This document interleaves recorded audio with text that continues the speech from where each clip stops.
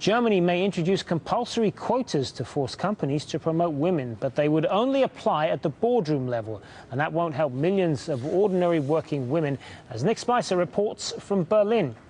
Dr. Christine Kreiner leads quietly and confidently, but she is running 4 companies.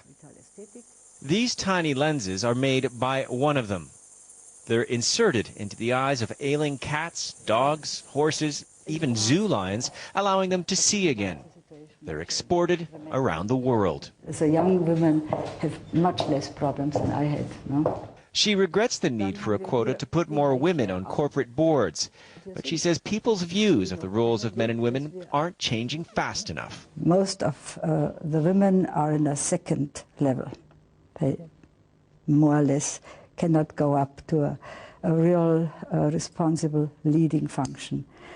To force especially the larger companies, we need something like a law.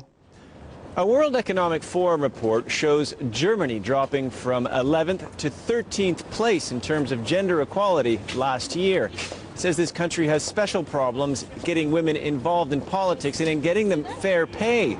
For doing exactly the same job, a German woman gets paid on average 20% less than a man, the biggest gap in the European Union.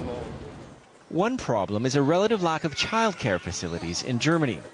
This young mother working at an airline says that makes things hard for women. It's difficult because there's no proper support structure in place. Childcare is even more difficult in my case because I work shifts and, at night, there's no help at all.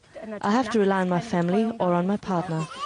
There's a contradiction in the government plans, say many. It wants to impose a quota in boardrooms to help perhaps a few thousand women. But it also plans to pay millions of other women money to stay home to raise their young kids, thereby putting their careers on hold. The big challenge for women then may not be a seat in the boardroom, but getting and staying in jobs in the first place.